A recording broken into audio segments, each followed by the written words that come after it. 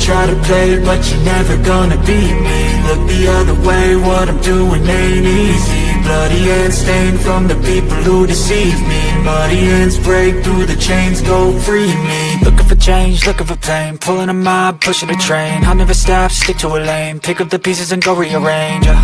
I'll be the best above all the rest, put me to the test and expect nothing less. You check as I'm chess, what's happening next? Yeah. He got the venom, a tangible weapon, no coming in second. This life is a lesson. He got a new engine from pain, that's a blessing. New focus, no guessing, just bold and obsession. All in his possession, you got their attention. I'll leave an impression and take your redemption. Just kill no discretion. Your mind is a weapon. 11-11, it's time for progression. You could try to play, but you're never gonna beat me.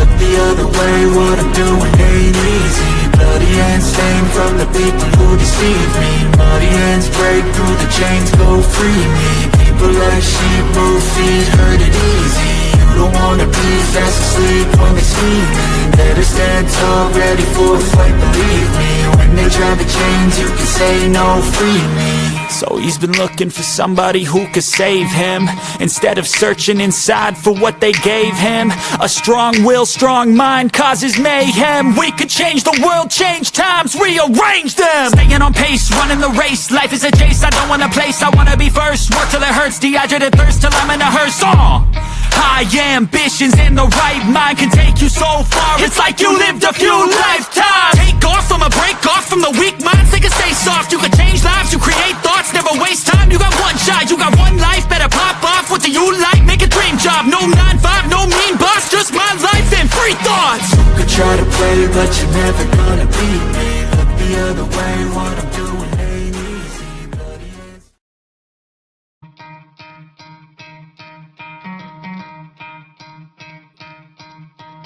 You could try to play, but you never.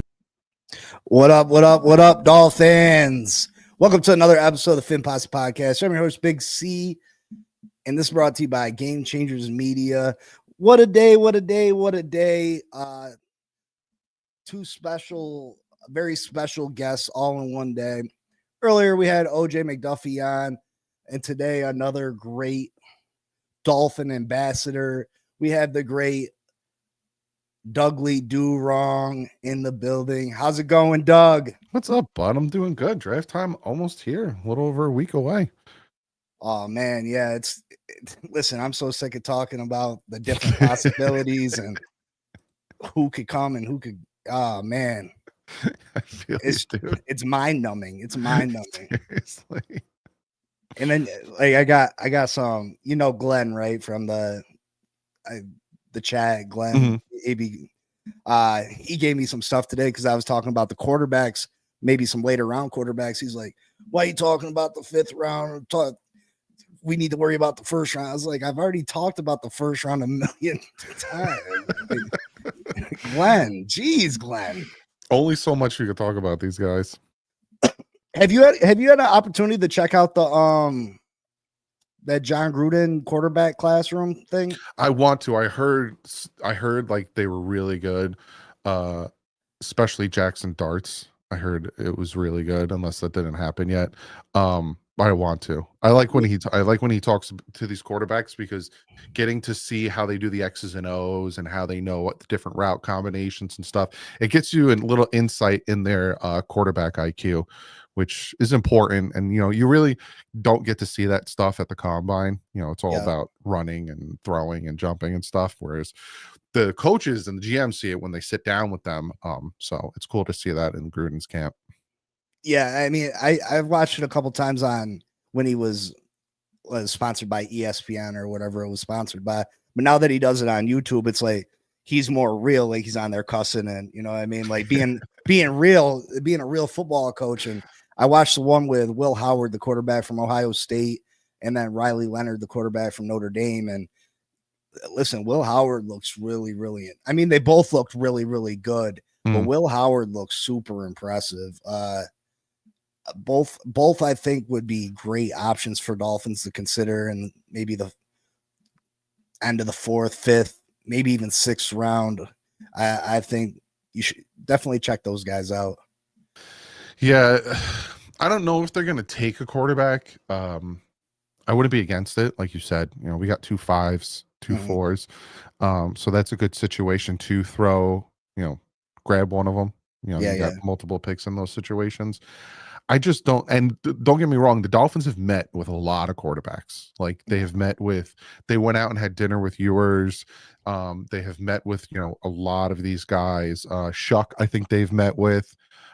So they're doing their due diligence with these quarterbacks. I just don't know, like, just because to me, as an outside source, it looks like, you know, there's not a guaranteed future with these guys. So, you Yeah. know, would they take a project in? But then also you're sitting back and you're watching how they are doing their off-season moves, and it looks like they don't have a fire under their butts. So it's like it could go either way, and honestly can go either way. And it's going to be very interesting to see once the 4th and 5th round come. Are they going to pull the trigger on these quarterbacks? Yeah, I mean, I'm not positive that they're going to take a quarterback. Neither. I mean, they did sign Zach Wilson. Obviously, Mike McDaniel has some infatuation with him because I didn't think that signing made any sense, especially for the dollar amount. I thought Mac Jones would have been a better fit because I think he's a right-handed Tua Tagovailoa. I think him and Tua do a lot of the same things similar, and San Francisco went and signed him for half the money. So I don't understand with the Zach Wilson thing, but I just had come across their episodes with John Gruden, and that he was comparing Will Howard to Josh Allen. I mean, he's a big physical kid, athletic, good arm, super intelligent. Yeah, just if you get an opportunity, check him out. I'm definitely going to, yeah. So obviously we got the draft approaching. Recently, Slick Rick had let out a tweet, or I don't even know where it came from, but a tweet or a message saying that an all pro from the Miami Dolphins was going to be traded. Well, there's only 3 all pros on this football team, and I don't think Jason Sanders is traded. Do you think there's some smoke where there, you know what I mean? Is there some where there's some smoke, or I think at this point before the draft, I think feelers have been put out there. I think you will see, you know, hey, so and so is available if anyone wants it, but it obviously has to be the right price for these guys to move. But the thing is, like, if it is a Tyreek Hill or a Jalen Ramsey, their cap situation only can really benefit the Dolphins if it's post June 1st. Because I think Jalen Ramsey, it's like a negative $15 million cap hit, where to Tyreek Hill, it's like 500,000, whereas it's more savings post June 1st. So, you know, there is a possibility, but it'd be interesting. It'd have to be for something big and something, and then they'd have to figure out how to clear up the cap space, because not only do you have the negative hit on the cap, but you also have the dead cap you have to deal with. So it's a sticky situation, and you have to see how it all play out. Yeah, I mean, like I said, I'm a huge fan of yours. I watch your content constantly. You're a huge inspiration to me. I seen that you finally have had it with Tyreek Hill. Yeah, You're ready to move on from that. It's just it sucks because on the field he's dynamic, even though, you know, he had an off year last year, but it seemed like the whole entire team had an off year last year with the injuries and you know, the mistakes and everything. But when he's off the field, it's like distraction after distraction after distraction. Like this recent incident, there's no file charges, and you know, you could say what you want about it, but it's like there's been things in the past, and then him trolling the fans, and you know, all the trade rumors, and then him making TikToks about being traded and stuff like that. It's like it gets to a point where us fans were like, all right, we're done. You can go if you want to go. Like, you know, we love you on the field, and you really do help, and you stretch the offense and all that stuff. But now, you know, if we can get a third that, you know, could turn to a second, I'm doing that all day, every day, you know. And again, it would have to be a post June 1st, and you say 15 million. On top of that, you can go out and get some more vets that are out there. I'm doing that. Like if a team's like, hey, we'll offer you a 2026 third, and if he plays for X amount of games and gets X amount of yards, we'll make it a second. I would do it in a heartbeat, because I feel comfortable with Waddle and Westbrook and Malik Washington as your 1, 2, 3. So I'm fine with that if that's something they do. See, I'm people probably look at me negative because, when the thing came up with his wife, I wasn't so harsh to judge him on that because I've had arguments with my wife, and I can only imagine, going through a divorce or whatever they're going through. The mother-in-law have been living with them for months on end. I can understand frustration that boils over and then, oh my God, he broke the computer. Let me call the cops. You know what I mean?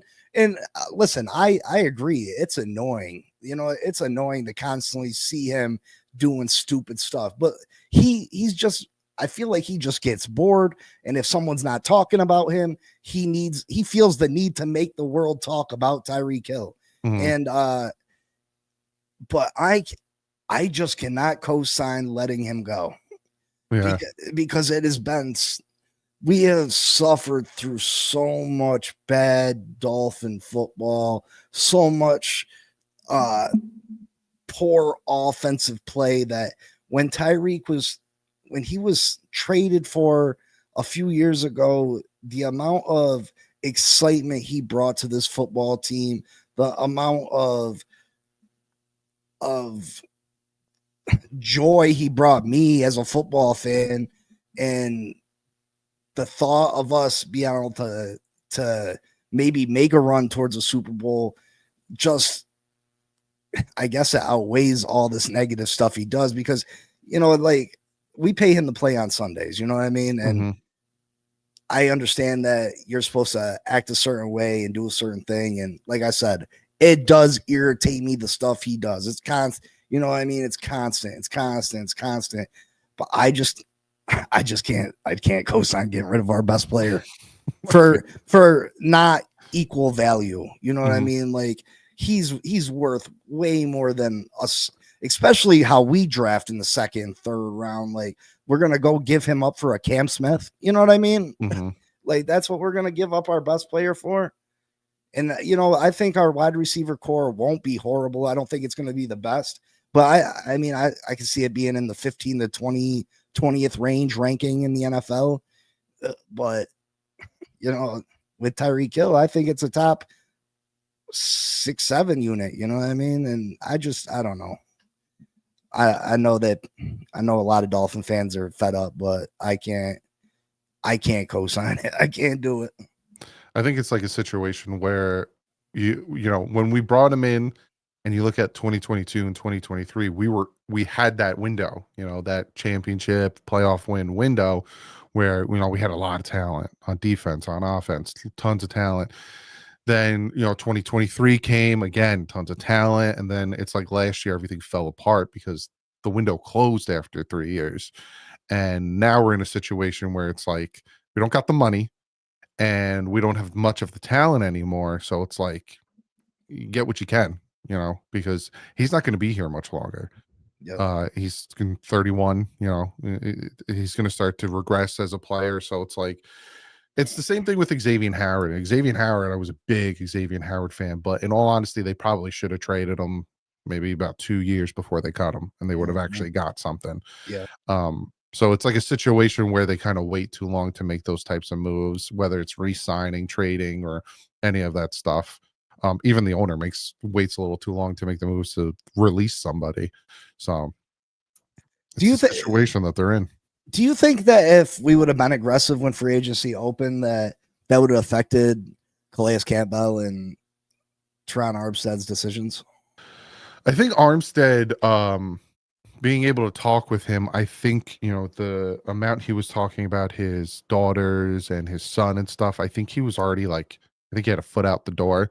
I think even when you watched him against the Jets, when he was sitting on the sideline, that home game, and you saw how sad he was, it was because his body was telling him he couldn't go. It wasn't him saying, I'm not feeling it. He physically couldn't do it. So I think he was ready to retire regardless. I think Calais Campbell, that would have been a different situation. I thought he was going to the Ravens. I'm surprised he went back to Arizona. I don't think he's going to win anything with Arizona. So I think Arizona is more of a I want to end where I started situation, Yeah. because they offered him more money than the Dolphins and the Ravens did. So I think if they did be more aggressive, maybe add another defensive lineman or so, and not make it, hey, Calais, we're going to need you more this year as much as we did last year, when he's already like, look, I got a year left in me. Probably he would have came back. But, they were in a situation where it's like, hey, Calais, it's going to be the same thing as last year. We're going to need you to take like 60% of the snaps. And he's like, man, I'm going to be 40. I ain't doing that crap. So that's probably why he went to Arizona. See, it blows my mind that we didn't offer Calais more money. Like, you knew that he was our final opportunity to add a decent piece along the defensive line, besides a bunch of kids coming out in the draft. And yeah, there's some talented kids coming out, but he's the only one with experience that we could add that is worth a damn. You know what I mean? It blows my mind that we let him just walk, because in 2023, I felt this team could have been a real competitor for the Super Bowl. I really do. I think that when the offensive line was healthy, when we had Connor Williams, we had Hunt, we had Isaiah Wynn, Armstead, and Jackson, we were the number one offense in all of football. We're scoring 70 points on the Broncos. You know what I mean? Like, I feel like we could have got back to that top 10, top 5 offense with just a couple added pieces to this offensive line this year. And, we didn't have a pass rush really last year until Chop got it going at the end of the year, but still he's only one guy. Sealer had a great year, but I felt this team could compete, but we just came out in free agency and like, what are we doing? Like, these guys are supposed to be on the hot seat. Do you really believe they're on the hot seat? Do you believe changes are coming if we don't make the playoffs this year? That's what I thought before free agency started, but then watching them during free agency, it's like it makes you really wonder, like, what do they got going on? Because you look at the offensive line, and it was bad last year. It was bad. All they added was James Daniels. That's it. It's the same offensive line, and you lost Teron Armstead. Like, we're going to double dip with the offensive line. We're going to take it more seriously. You didn't. Free agency, you added one player. Now, Borum, you coming can off take an whatever injury you want for him, but you added one player. Trenches, we pretty much brought back Benito Jones, and that was it. Like, this team is not better than it was last year. And last year it wasn't. The offensive line was horrible last year. And in 2023, we had a great team, but it was just injury after injury after injury after injury. If we didn't get as banged up as we did, yeah, I think we would have beat the Bills, and I think we would have played them again at home and probably been able to beat them again if, we weren't so banged up and had, guys coming off the street as pass rushers. And our offensive line had nobody. And, Tyreek Hill's playing on one leg, and Jalen Waddle's injured, and Javon Holland's injured, and Raheem Mostert, and there's so many injuries that everyone looks at that collapse at the end of the year, and they all want to focus on one person who we all know that they like to focus on. But it's just bad luck. So it's a combination of bad luck and bringing in the wrong people. Like, to bring in Isaiah Wynn and Teron Armstead had a fantastic year with us, and his time with the Dolphins was great. But to bring in these guys and expect them to play a full season when they have never really done it is stupid. You got to bring in healthy guys who have shown they could stay healthy, and it's about luck though as well, because you can bring in a guy like, look at Frank Gore. When he got drafted, he had 2 knee injuries in that same year, and look how long he played for. We take Jake Long, never injured in college, constantly injured with us. So it's all about luck, but it always seems like the luck is never on our side. So yeah, absolutely. I mean, there was no way that we were overcoming that many injuries at the end of the 2023 season. It was just injury after injury, and like you said, like we were bringing guys off the street to try to rush the quarterback, and that was never going to work. A makeshift offensive line. Tyreek had gotten hurt in that Tennessee game by the horse collar. He was never the same. It was just injury after injury, and I just feel like that year could have been really special for us. Like, I don't think there was a team in the AFC that I was scared that we could. We were fighting for the number 1 seed for the longest time until we hit that losing streak, and just Buffalo ended up catching us. End up having to go to KC. Just terrible luck. I feel like we can fill a lot of the holes that we have on this team in this draft if Chris Greer goes about things smartly. What's a perfect if Doug is the general manager of the Miami Dolphins, what approach do you take in this draft? You trade up, you trade back, you stay put, second round, third round. So the Dolphins right now going into this draft need a corner 2. I'm not comfortable with Ethan Bonner or Storm Duck or Cam Smith. Like, I'm just not comfortable with these guys. So you need a corner 2. I would like to get a safety because, again, you have 2 guys back there, Melifanu and in Davis. But, again, those are safety 2s. You need a legit number 1 safety back there. So you need a safety, you need a corner 2, you need a left guard, and you need at least 3 defensive linemen because you need a rotation. Because you can look at it and be like, well, we have Sealer and Benito Jones. You only need 1. You need a rotation. You need some type of rotation. And this is just in the draft. Obviously, they can address some things after the draft. So you need at least 5 to 6 starters in this draft. That ain't happening. Like you got 11 picks, 3 of them are in the 7th round. To hit on 5 to 6 starters would be, genius. Then Chris Greer, we wouldn't be in the situation we are in now if Chris Greer was that type of GM. So my situation is, I'm sitting at 13. If I could trade down, I'm going to trade down, and I'm going to get more picks in the top 100 because right now the Dolphins only have 3 picks in the top 100. If I could trade down and get more of those, I'm doing it. Obviously, you're going to have to sacrifice taking a Will Johnson, taking a Starks, taking one of these guys because they're not going to be there if you trade down to like the 20s, which is a possibility. One of these wide receiver needy teams, or if Shedeur Sanders is sitting there and one of these quarterback needy teams wants to jump up, or whatever. Genty's still there at 13, which I don't think he'll be. I think he's going to the Raiders or the Cowboys. Someone might want to trade up. So again, if you can get more in the top 100, trade down to the 20s, then all of a sudden you have like a Gray Zabel sitting there. Will Grant still be there? I doubt it, but you have possible like Derek Harmon, who is more of a logical pick in the 20s than taking him at 13. Even Kelvin Banks Jr., I don't know if he'll be there in the 20s, but then you don't feel so bad taking these guys. Then you have more picks to address that. But whatever you don't take in round 1, you take in round 2. So they need corner, safety, D-line, and guard. So if you take a corner round 1, then you have 3 guys to take in round 2, and then whoever you don't take in round 1, round 2, you take in round 3. And if you can get those 3 starters, or if you can trade down and get another one, you get 4 of those picks, then you're good. Then after the draft, go out there, get a Zadarius Smith, go out there, get Simmons, get a Quandre Diggs, go out there, get a Scherf, and all of a sudden you could fill those holes with veterans so these rookies don't feel like they need to rush into it. Then me as Doug, the fan, would feel much better going into, mini camp and all that stuff. But will they do that? I don't know. I have no faith in Chris Greer anymore. I just don't.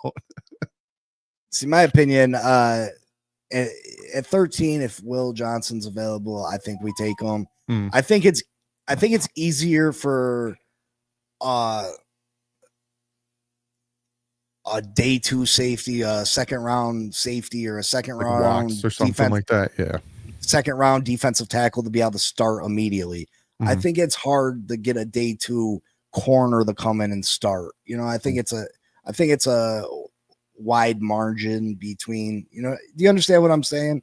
I think it's a big jump from Barron, Johnson, and then also you got like Trey Amos or Revel or something like that. Like it's a jump, because you're looking at PFF's big board. They have Will Johnson at 14, they have Trey Amos at 30, so it's like a big jump. So I totally get what you're saying. Yeah, I think it's easier to plug in a second round, third round defensive tackle to play than it is a second, third round corner and expect them to be a starter. I would like to see us get Will Johnson and then, you know, do whatever we can to get back to the top of the second round, because I feel like by the time we pick at 48, I feel like there's a considerable drop off of guys that are huge improvements for us at positions of need by the time we get the pick 48. I think if we can get up in at 39 with the Bears or anything above that, we can get another top notch prospect to be able to plug and play immediately. And I think we get 2 stars out this draft and hopefully be able to get 3-4 starters. I mean, we definitely need 2 defensive tackles at least.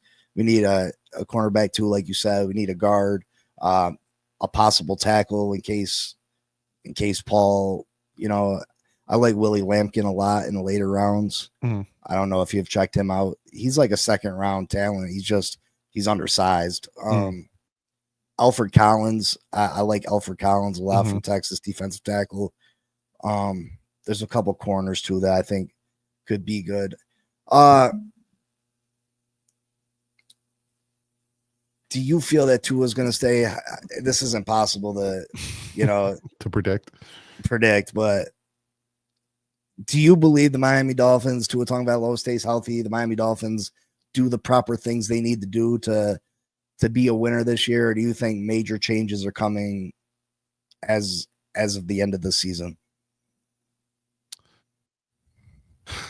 I don't know. 2023, I didn't know if he was going to stay healthy, and then he did. Some people think it's because he gained weight. I think he was just smarter with the football, because he still took hits. He still took big hits, especially that Cowboys game. Oh, he took some hits. Why do you think he talked to Teron Armstead at halftime? Was like, listen, man, you got to do something because Micah Parsons is killing me here. So he still took hits. He was just smarter with the ball. Whereas it was 2024, he was like, oh, I got my contract. I'm the guy. I showed you I could stay healthy. Watch what else I can do. And then he gets hurt. I don't know. He needs to, for the Dolphins' sake. Zach Wilson might come out and, be something, and Mike McDaniel might be able to unhinge Boise State out of him versus the Jets, but I doubt it. And it really all predicates on Tua. And if Tua gets hurt again, then, it's a situation where Greer could be like, well, he got hurt again. But then if I'm Stephen Ross, I don't care. If they start 2-6 again, you're fired. Like, that's what I'm doing. Like, I think they should have been fired last year. I think once we started 2-6, I said this, Greer's got to go. He's been doing this. He's been part of this rebuild for how many rebuilds? He's got to go. Bring in a GM, let the GM watch McDaniel coach the rest of the year and him decide. And I think personally, if that did happen, I think that new GM that came in would have kept McDaniel, because you saw they came back. The Dolphins started winning, and I think he would have kept McDaniel for one more year, and we would have been sitting in a situation now with a new GM and McDaniel. And then McDaniel's the only one on the hot seat. But now, as the owner, you have to fire him. If they start 2-6, if they start slow, if Tua gets hurt again, if all of these things happen, you got to let him go. Because regardless if, hey, it's an injury thing, because that's what you heard Chris Greer say at the end of the season presser, like, hey, we got hit with the injury bug and we really like Keon Smith, but he got hurt. But like, excuses, man. Like, you need to prepare for these things. That's what depth is for. Gotta go. I don't care. And they'll use that. Hey, Tua got hurt again. That's not our fault. It is your fault. You took him. It's your draft pick. So, to me, you got to make the playoffs and win. Anything shorter than that, you're fired. That's to me. Like, and I'm talking both of them. I'm talking, like, if you want this team to be better and you want this team to be different, you need to clean house. GM, scouting department, assistants, like, you have to start fresh. You have to have fresh eyes come in. You have to look at this in a different perspective, because they'll have money. You move on from Tyreek next year, you save $36 million on point. Like, the Dolphins can cut him literally after the season ends. Boom, $36 million in your 2026 cap. Like, they will have money. They will have draft picks. They will have all this stuff. Clean house. If you don't make the playoffs and win a playoff game, like, you gotta fresh eyes. It's 25 years, man. It's too long.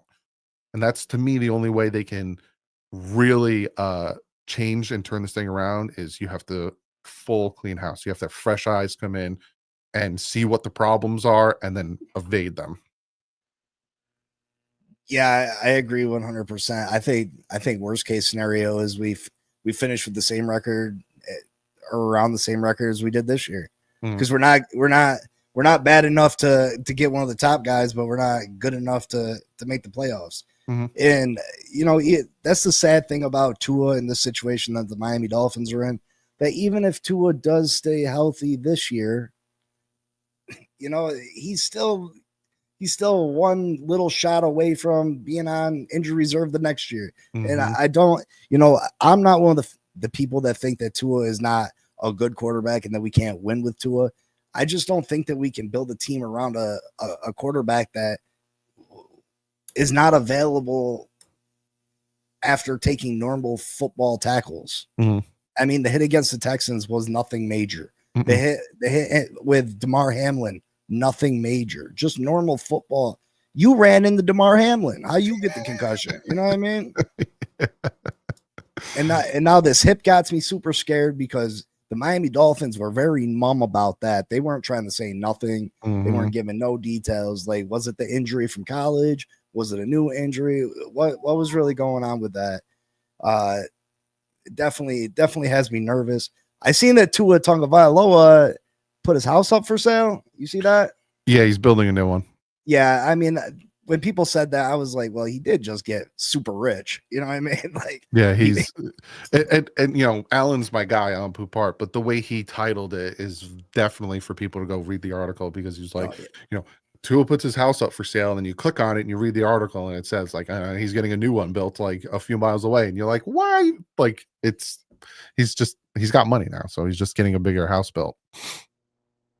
Yeah, that was my initial thought, is that he got super rich. I mean, he was rich, but then he went and got super rich. Yeah, I mean, I think that the Miami Dolphins this year I think it's going to be a tough season. I would hate to see Tyreek Hill traded, but I mean, I'm going to support the team in whatever they do.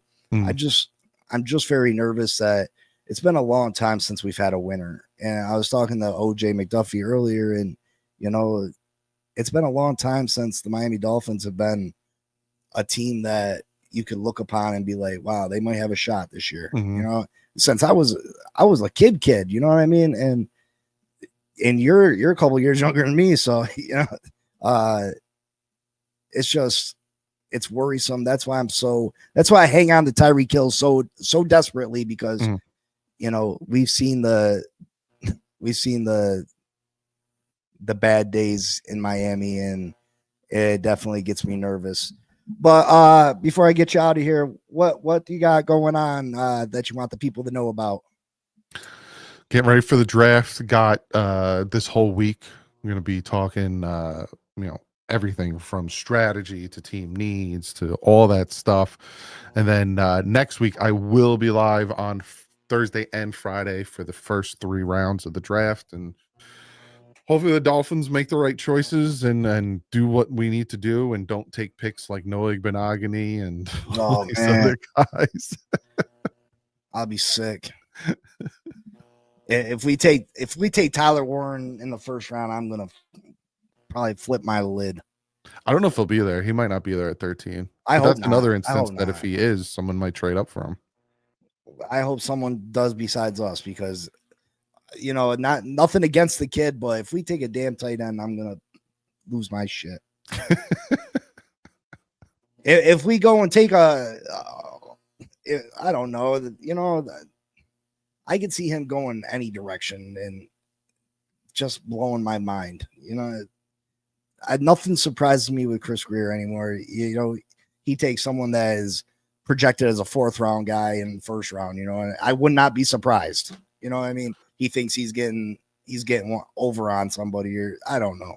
Yeah, there's some guys in this draft like Josh Simmons, and I'm hearing things about Nolan off the field and yada yada that like you want to stay away from, and watch Greer take them. Well, yeah, I mean, you're sitting here contemplating trading Tyreek Hill for issues similar to this, off-field stuff, and you'll go and draft the same guys, or find the guys with the most injury history with the biggest red flags and take them. Because I mean, he's obviously known for that. You have Tua, Austin Jackson, Jalen Phillips. All these guys had major injury concerns coming out of college, and you still wanted to select them with first round draft. It doesn't make sense to me, but exactly. And you told the people about your new show with Alan and Yep, the Dolphin Collective. Dolphins Collective, yeah. That is every Tuesday night, 8:30 to 9:30. And then I'm also doing something with Reason. Me and him got something in the works, so I'm a busy man. Very busy man. I don't know why I do these things to myself. Yeah. It was definitely a pleasure to have you on. Hope to talk to you again soon. Definitely, man. I'll always make time for you, man. I appreciate that. You've been nothing but great to me, and I understand you're busy, and I appreciate any time you can give me. I'm hoping to, if you get to get, we had discussed this a little bit before we came on the air, that if you get to go down to training camp this year, maybe I can follow you around a little bit and learn the ropes from you a little bit. Definitely. But definitely looking forward to meeting up and continuing to have our relationship grow. But I definitely look up to you. 50,000 subscribers. Hopefully you get up another 50 and get to that 100,000 and just continue to grow. And I wish nothing but the best for you, my friend. And thank you so much for coming on. I appreciate that, man. Thank you. You have a good night, sir. You too, bud. All right. Bye. All right, Finn fans. Thank you so much. Like I said, I'm gonna be down for training camp. I'm definitely gonna be making my way down for a game.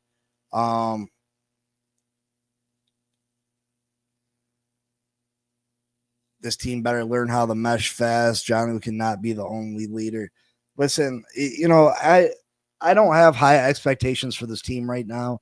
Maybe that changes. Maybe we hit a home run in the draft. Maybe we bring in some late round free agents. But as of right now, I'm tempering my expectations for this team. I hope you liked the interviews that I did today. Again, I'm new at this. I get extremely nervous with these guys because I look up to these guys. They mean a JD the Great. Listen, I've said something about a draft thing. Everybody's got their own, everybody likes to do their own thing, brother. I would love to do it. I'm always down for it. It's just about getting these other guys on board. But I'll be here draft day, and I guarantee you won't find. Listen, I know TD be very animated. You won't find another person doing the draft on YouTube that will have as much raw emotion for this football team as I am. Is that I do. That TV behind me, if Tyler Warren gets drafted, I'm putting my motherfucking fist right through that son of a bitch. I swear to God. Sorry about my language. Oh, I'm going to be positive, brother. I'm not going to let myself get too positive. You know what I mean? Listen, I love this team, and they hurt my feelings when they don't do the right thing, man. They hurt my feelings. But I hope you guys enjoyed the show with OJ today. OJ McDuffie, the great OJ McDuffie, one of my favorite players growing up. Dudley Do Wrong, he is one of the top-notch Dolphin content creators in the business. Again, I'm sorry if I get going in little directions or get caught up on my words a little bit, but I get extremely nervous with these guys because I look up to them, and it's like talking to your idols a little bit, and it's a little nerve-wracking for me, but I try my best, and I will get better and continue to try to bring you the best possible content I can. Thank you, Cap. I appreciate it. Thanks, Shake. I appreciate that, Miller. I'm not going to do it just to do it, but you know what I mean? Listen, if I'm telling you, if Tyler gets drafted in the first round, Tyler Warren is our first round pick. Boom! Boom!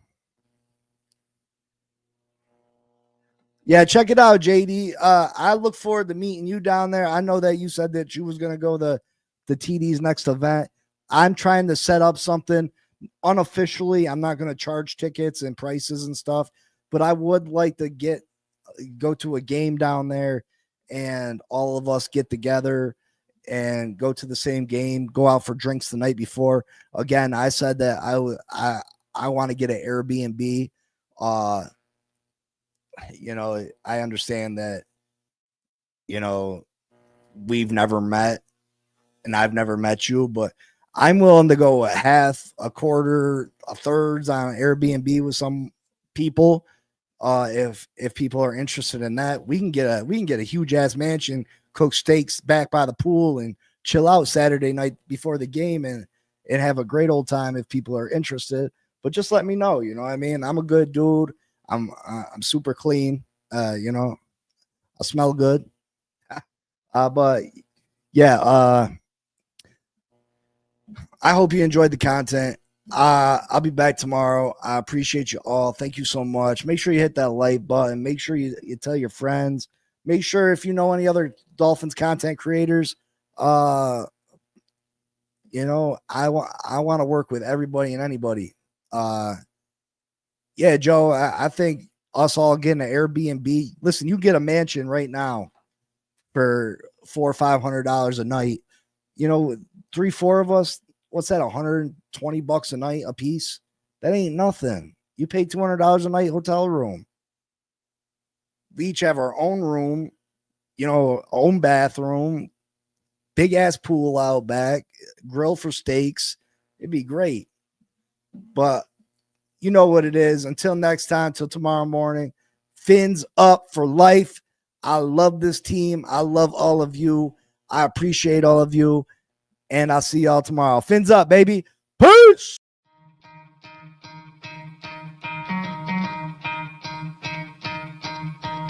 You could try to play, but you're never gonna beat me. Look the other way, what I'm doing ain't easy. Bloody hands stained from the people who deceive me. Muddy hands break through the chains, go free me. Looking for change, looking for pain. Pulling a mob, pushing a train. I'll never stop, stick to a lane. Pick up the pieces and go rearrange. I'll be the best above all the rest, put me to the test and expect nothing less, your check is I'm chess, what's happening next, yeah. He got the venom, a tangible weapon, no coming in second. This life is a lesson, he got a new engine from pain, it's a blessing. New focus, no guessing, just hold an obsession. All in his possession, you got their attention. I'll leave an impression and take your redemption. Just kill no discretion, your mind is a weapon. 11-11, it's time for progression, You could try to play, but you're never gonna beat me. Look the other way, what I'm doing ain't easy. Bloody hands stained from the people who deceive me. Muddy hands break through the chains, go free me. People like sheep move feet, hurt it easy. You don't wanna be fast asleep when they see me. Better stand tall, ready for a fight, believe me. When they try the chains, you can say no, free me. So he's been looking for somebody who could save him, instead of searching inside for what they gave him. A strong will, strong mind causes mayhem. We could change the world, change times, rearrange them. Staying on pace, running the race. Life is a chase, I don't want a place, I wanna be first. Work till it hurts, dehydrated thirst till I'm in a hearse. High ambitions and the right mind can take you so far. It's like you lived a few lifetimes. Take off from a break off from the weak minds. They can stay soft, you can change lives, you create thoughts. Never waste time, you got one shot, you got one life. Better pop off, what do you like? Make a dream job, no 9-5, no mean boss. Just my life and free thoughts. You could try to play, but you're never gonna beat me. Look the other way, what I'm doing